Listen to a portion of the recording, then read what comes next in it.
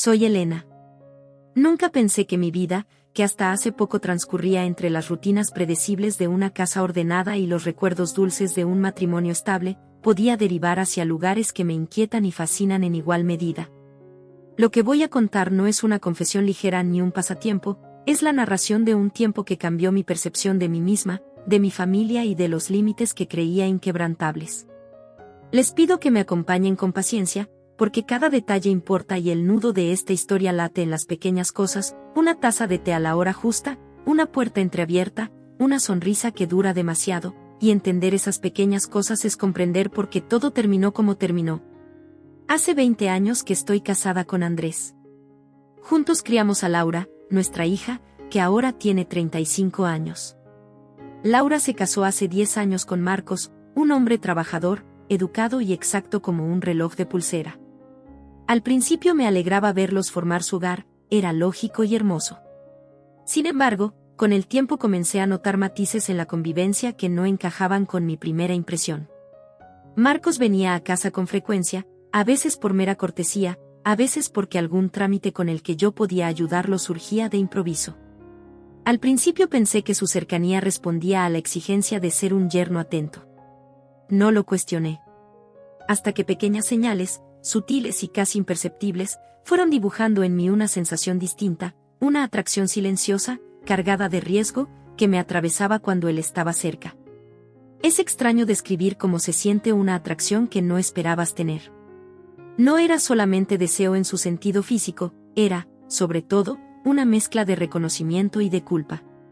Reconocimiento porque, al mirarlo, encontraba en sus gestos una especie de espejo, la manera en que fruncía el ceño al concentrarse, la serenidad con la que hablaba de temas que a mí siempre me apasionaron. Culpa, porque la sociedad y mi propia conciencia dictaban normas, él era el esposo de mi hija. El lazo moral lo colocaba en un territorio prohibido. Aún así, la vida tiene modos curiosos de provocar encuentros con lo prohibido sin quebrar, al principio, el orden aparente. Todo comenzó una tarde de otoño. Había venido a ayudarnos con unos papeles del auto, Laura había tenido que viajar por trabajo y nos pidió a mi marido y a mí que nos quedáramos con la casa por si algo surgía. La visita de Marcos fue breve, o eso pensé, hasta que se quedó de más. Hablamos de banalidades, el jardín, la próxima junta del barrio, las películas que ambos, sorprendentemente, recordábamos con cariño. La conversación se deslizó con naturalidad, y de pronto nos encontró compartiendo recuerdos de juventud que ninguno de los dos había mencionado antes. Yo me permití reír más libremente de lo habitual. Él sonrió con una calidez que me pareció, sin que yo lo planeara, muy íntima. En un momento, mientras yo servía café en la cocina, sentí su presencia tan cerca que mi pulso se alteró. No hubo palabras audaces, solo una pregunta simple, dicha en voz baja: ¿te parece si hablamos un momento en el porche? Salimos y nos sentamos en el banco de madera que da al jardín. La tarde caía, la luz era suave, y la conversación cambió de tono, ya no eran solo anécdotas, sino preguntas profundas sobre la vida, los arrepentimientos, los deseos no cumplidos. Compartimos silencios que resultaron más elocuentes que cualquier declaración. La atracción, pensé entonces, podía ser solo el reflejo de mi soledad. Andrés y yo nos habíamos distanciado en los últimos años sin dramatismo, la rutina había puesto muros de silencio entre nosotros. ¿Quién no busca en la mirada de otro la confirmación de que aún existe? Sin embargo, cuando Marcos me tomó la mano por un instante para mostrarme una foto en su teléfono, ese gesto, pequeño y casi accidental, me atravesó de un modo que no pude racionalizar. No era solo calor, era reconocimiento de que, de algún modo, me unía con alguien que podía leer mis silencios. Aquella noche, cuando él se fue, me encontré incapaz de conciliar el sueño. Me pregunté si había sido yo la que había de alguna forma provocado el acercamiento. Me acusé de fragilidad, de vanidad. A la mañana siguiente, decidí tomar distancia, se lo debía a mi hija, a mi marido, y a mí misma. Pero la vida no siempre permite diagramar límites tan rígidos. Cada vez que él venía, y vino muchas veces después de esa tarde, por cajas que Laura había dejado, por un documento que necesitaba firma, o simplemente porque pasaba por el barrio, la intensidad crecía. Lo curioso es que, a pesar de lo evidente de mis emociones, nunca fue él quien cruzó la línea con palabras indecorosas. Fue siempre la tensión que quedaba suspendida en el aire, en su mirada, en la forma en que describía sus preocupaciones. Hubo conversaciones a media luz sobre el sentido del matrimonio, el tiempo que enmudece los afectos, la belleza que permanece en la cotidianidad. En ese lapso, me encontré reconfigurando mi vida con discreción. Empecé a cuidar detalles de mi apariencia que había relegado al olvido, una crema nueva, una bufanda que acentuara mis ojos, una postura más erguida. No fue vanidad sencilla, fue una forma de recordarme que, aun casada y madre, sigo siendo una mujer con derecho a sentir. Empecé a leer novelas que tenía guardadas, a escuchar música que me removía, y a caminar por el parque sin prisa. Todo eso alimentaba una especie de renacimiento personal que no podía, y no quería, ignorar. Sentía que, si no atendía a mi vida interior, correspondería a la rutina, y eso era una derrota. Una tarde de invierno, tras una comida familiar en la que nadie pareció notar la tensión entre nosotros, Laura salió a hacer una llamada y quedó fuera de la casa más tiempo del que esperaba. Andrés, ocupado con el periódico, no prestó atención. Marco se quedó para recoger algo que Laura había olvidado. Estábamos solos en la sala. No recuerdo exactamente quién dijo qué, pero sí recuerdo que en un momento la conversación tomó un giro hacia confesiones personales, miedos de la juventud, desencantos que nunca se habían vocalizado. De pronto, él habló de una noche en la que había sentido miedo de fallar como esposo, sus palabras eran sinceras, dolorosas. Le ofrecí mi comprensión y, sin pensar, mis manos buscaron las suyas. Fue un contacto breve, pero en ese contacto algo cambió. No fue el inicio de un acto consumado, fue la constatación de que los dos éramos humanos en búsqueda, y que en esa búsqueda había una tentación que podía resultar devastadora. Después de esa tarde, me sentí culpable con un peso nuevo. El sentimiento no se parecía al que tuve al recordar una falta de juventud, era diferente, era la responsabilidad de saber que lo que yo sentía podía lastimar a mi hija. Pensé en confesarlo a Andrés, en arrasar con cualquier atisbo de posibilidad, pero su idea fue tan bonita en mi mente como imposible en la práctica. ¿Cómo decirle a tu compañero de tantas décadas que hay en tu corazón una grieta, un llamamiento? ¿Cómo pedirle que fuera juez y no cómplice del dolor que pudiera causar? Decidí, en cambio, contenerme. Evité las situaciones en las que podríamos quedarnos a solas. Organicé mis días, más salidas con amigas, más tiempo en la biblioteca del barrio, más visitas a mi hermana. También noté que, a pesar de mis esfuerzos, la intensidad no desaparecía. Había días en que me sorprendía pensando en él a lo largo de la jornada, en la forma en que intercambiábamos libros, en la risa que compartimos cuando recordamos un error infantil. Eso me llevó a entender que mi deseo no era pasajero. Era una parte profunda y enraizada de mi búsqueda por sentirme viva otra vez. Lo que siguió no fue una explosión, sino una serie de pequeñas decisiones que nos acercaron de manera insospechada. Una situación doméstica, menor en apariencia, una avería en la caldera, una tormenta que dejó a nuestra casa sin luz, nos obligó a permanecer juntos en la penumbra. La conversación fluyó con una naturalidad que no habíamos forzado. Hablamos del pasado, sí, pero también del presente, de lo que nos hacía felices y de lo que nos hería. Y en un momento, con la lluvia golpeando los cristales, sus palabras fueron claras: siento que hay cosas que no he vivido todavía, Elena. Yo respondí con una sinceridad que me sorprendió: yo también. No dimos pasos apresurados, simplemente, acordamos ser honestos con nosotros mismos. Fue un pacto silencioso que nos preservaba de la solemnidad de una decisión inmediata, pero que plantó la semilla de algo más grande. Sé que para muchos lectores mi historia puede sonar escandalosa. Lo entiendo. Yo también me juzgué. No obstante, hay una diferencia entre juzgar y comprender. Comprender implica ver las motivaciones, los silencios, las heridas que impulsan a los seres humanos a buscar consuelo fuera de lo establecido. No pretendo justificar el dolor que pudiera causar, solo intento narrar cómo se fue gestando un vínculo cuyo centro no era la transgresión por la transgresión, sino el encuentro con una parte de nosotros que había quedado en sombra durante demasiado tiempo. Al terminar esta primera parte, me veo obligada a hacer una pausa deliberada. La historia tiene momentos que merecen respiración, que necesitan ser descritos con calma para no caer en sensacionalismos. En la siguiente entrega relataré cómo la situación escaló de la intimidad compartida a decisiones con consecuencias, cómo la familia empezó a percibir cambios, y cómo mi interior se fue fragmentando entre el deber y el impulso. También contaré el instante exacto en que todo pudo haberse detenido, pero no lo hizo, y cómo esa elección nos empujó hacia una encrucijada cuya resolución parecía imposible. Si leen hasta aquí, gracias. Sé que no es un relato fácil, ni cómodo. Pero prometo ser fiel a la experiencia, honesta, sin adornos eróticos, centrada en las emociones y en la complejidad humana. Y al cerrar esta parte, dejo una pregunta en el aire: ¿qué pesa más, la fidelidad a los mandatos sociales o la fidelidad a la propia voz interior cuando esta última nos llama con urgencia? Mañana, si me lo permiten, seguiré con la segunda parte. Allí las tensiones aumentarán, y lo que ahora es susurro, se convertirá en algo que demandará una respuesta. Cuando digo que las cosas se complicaron, no lo hago como un recurso narrativo. Fue real, tangible, casi físico. Si la primera parte de esta historia fue un susurro, la segunda fue el comienzo del ruido. Y ese ruido creció dentro de mí, hasta confundirse con el latido del corazón.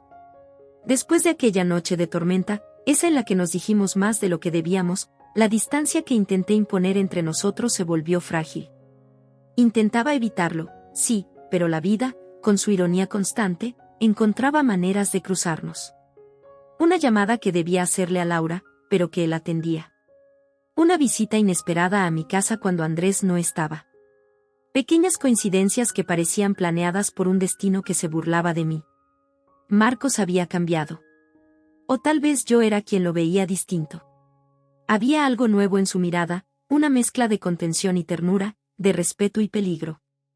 Ya no era solo el yerno amable, el hombre que ayudaba con los trámites o que venía por cortesía. Era alguien que sabía demasiado, alguien que había visto una parte de mí que ni mi propio marido recordaba. Un domingo, Laura lo trajo a almorzar. Habían tenido una pequeña discusión la noche anterior, nada grave según ella, pero bastó para que yo percibiera la tensión. Él entró con una sonrisa cortés, pero su mirada me buscó apenas cruzó la puerta. Yo lo sentí, lo supe. Durante toda la comida, mientras Andrés hablaba de política y Laura intentaba mantener el ambiente ligero, nuestras miradas se cruzaron más de una vez, fugaces, peligrosas. Era un lenguaje mudo, pero lleno de significado. Esa noche, después de que se fueron, me quedé en silencio largo rato, con el mantel aún sobre la mesa. Andrés me preguntó si me sentía bien, y le respondí que sí, que solo estaba cansada. Pero dentro de mí algo se movía. Una sensación de haber traicionado sin haber hecho nada. Porque a veces, incluso el pensamiento puede ser traición. Los días siguientes fueron un torbellino. Empecé a escribir un diario, algo que no hacía desde los 20. En sus páginas trataba de ordenar mis emociones. Escribía sin filtro, sin miedo, solo para entenderme. Lo que descubrí me asustó, no era solo deseo lo que sentía por Marcos. Era algo más profundo, más complejo. Admiración, cariño, incluso una especie de afinidad espiritual. Me avergonzaba pensar que eso existiera entre nosotros, pero negar lo evidente era mentirme a mí misma. Un día, Laura me llamó. Su voz sonaba inquieta. Me dijo que las cosas con Marcos no estaban bien, que últimamente lo sentía distante, distraído, como si estuviera en otro mundo. Mi corazón se detuvo por un instante. Fingí sorpresa, preocupación, todo lo que una madre debía mostrar. Le aconsejé paciencia, le hablé de las crisis matrimoniales, de los ciclos del amor. Pero por dentro, una parte de mí sabía, con una claridad dolorosa, que yo formaba parte de ese otro mundo del que ella hablaba. Esa noche, Marcos me escribió. No era común que lo hiciera, pero su mensaje fue breve y claro: necesito hablar contigo. No puedo seguir fingiendo. Tardé en responder. Mis dedos temblaban sobre el teléfono. No sabía si debía aceptar. Pero lo hice. Al día siguiente, nos encontramos en un café pequeño, en el centro, donde nadie nos conocía. Llovía, como si el cielo supiera que algo prohibido estaba a punto de suceder. Él llegó primero. Tenía ojeras, la barba algo crecida, y un gesto que combinaba tristeza con determinación. Cuando me vio, se levantó y me saludó con una cortesía que dolía. Nos sentamos frente a frente, y por un momento ninguno habló. Solo se escuchaba la lluvia contra el vidrio. Laura piensa que ya no la amo, dijo al fin, mirando la taza vacía. ¿Y es así? Pregunté con voz baja. Yo, la quiero. Pero no de la misma forma. No sé cuándo cambió, pero algo se rompió. Y tú apareciste justo en medio de todo. No supe qué decir. Quise detenerlo, decirle que era un error, que debía arreglar su matrimonio, que esto no podía continuar. Pero no lo hice.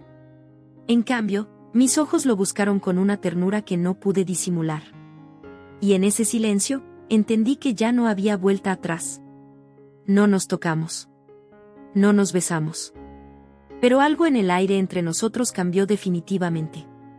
Fue como si hubiéramos cruzado un puente invisible, uno que ya no podríamos desandar. Los días siguientes fueron una mezcla de culpa y deseo. Nos escribíamos poco, solo frases breves, pero cargadas de sentido. Bastaba una palabra para encender lo que ambos intentábamos apagar. A veces pensaba que todo se acabaría pronto, que el tiempo lo borraría. Pero la vida no borra lo que uno no enfrenta.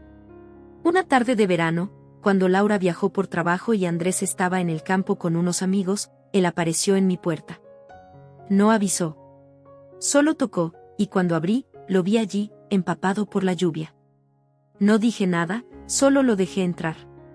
La casa estaba en silencio. Todo lo que había contenido por meses se manifestó en su mirada. Nos sentamos en el sofá, y por un largo minuto, ninguno habló. Podía escuchar el sonido de la lluvia y el ritmo acelerado de mi corazón. Elena, dijo con voz temblorosa, he intentado alejarme. Pero no puedo. No sé qué me pasa contigo. Mi respuesta fue simple, honesta, y al mismo tiempo una condena, lo sé, Marcos. A mí me pasa lo mismo. No sé cuánto tiempo estuvimos así, mirándonos sin movernos. No hubo palabras de amor, ni promesas. Solo la certeza de que habíamos cruzado una línea invisible. No hicimos nada que el mundo pudiera juzgar abiertamente, pero dentro de nosotros ya todo estaba dicho. Cuando se fue, sentí que el aire se había vuelto más pesado. Sabía que algo grande se avecinaba, una consecuencia inevitable. Esa noche lloré, no por arrepentimiento, sino por miedo. Miedo a perder lo poco que aún podía llamarse mío, mi familia, mi nombre, mi paz. Durante las semanas siguientes, intenté comportarme como si nada hubiera ocurrido. Pero los gestos me traicionaban. Andrés empezó a notarlo, mi distracción, mis silencios, mi mirada perdida. Una tarde me preguntó si todo estaba bien entre nosotros. Le dije que sí, pero su mirada, cansada y triste, me hizo entender que él también sentía la distancia. Laura, por su parte, comenzó a visitarme más seguido. Me hablaba de sus dudas, de su sensación de que Marcos se estaba alejando. Yo la escuchaba con el corazón partido, dándole consejos que sonaban vacíos incluso para mí. Sentía que vivía una doble vida, la madre comprensiva y la mujer atrapada entre la razón y el deseo. Y entonces ocurrió lo inevitable. Una tarde, mientras estaba en la cocina, Laura entró sin avisar. Había olvidado algo en casa y vino a buscarlo. En ese mismo instante, sonó mi teléfono, era un mensaje de Marcos. Una frase simple, inocente para cualquiera, pero no para nosotros, te pienso. Laura lo vio. Su expresión cambió en segundos. Me miró con una mezcla de sorpresa, dolor y confusión. No dijo nada, solo se fue, dejando la puerta abierta tras de sí. Esa noche no dormí. Sabía que el silencio era solo el preludio de algo mayor. Al día siguiente, Laura me llamó. Su voz era fría, distante. Me pidió que nos viéramos a solas. Acepté. Nos encontramos en un parque, al atardecer. El aire era pesado, el cielo parecía anticipar tormenta. Ella no esperó mucho para hablar. Mamá, no me mientas, pasa algo entre tú y Marcos. No supe qué responder. Podía negarlo, inventar una historia, fingir sorpresa. Pero la verdad se reflejaba en mis ojos. Ella lo vio. Y lo entendió todo sin que yo dijera una palabra. No gritó. No lloró. Solo me miró largo rato y dijo con voz temblorosa: siempre creí que tú eras mi refugio. Después de aquel encuentro en el parque, el silencio entre mi hija y yo se volvió un muro imposible de escalar. Pasaban los días y no llamaba. Yo la buscaba con mensajes cortos, intentando abrir una grieta en ese muro, pero no respondía. En casa, todo tenía otro peso: los objetos, los ruidos, incluso la luz. Andrés notó algo, claro, pero no preguntó. Tal vez intuía que la verdad dolería más que la ignorancia. Una noche, Marcos vino. No debía hacerlo, pero apareció en la puerta, con la mirada deshecha. Ella lo sabe, me dijo sin rodeos. Y no quiere verme. Nos quedamos frente a frente, sin tocar, con la tristeza llenando cada palabra no dicha. Todo se acabó, añadió, y en su voz no había enojo, solo una calma rota. No lloré. Ya no me quedaban lágrimas. Sentí una mezcla extraña de alivio y vacío, como si la vida me hubiera quitado algo que nunca debí tener, pero que aún así amaba. Le pedí que se fuera, y lo hizo, sin mirar atrás. Al día siguiente, Laura vino. No para hablar, sino para dejarme en claro lo que ya sabía: te perdono, mamá. Pero no puedo volver a confiar. Su voz era firme, adulta. La niña que había criado ya no estaba frente a mí. Era una mujer que aprendía a cerrar heridas sin mi ayuda.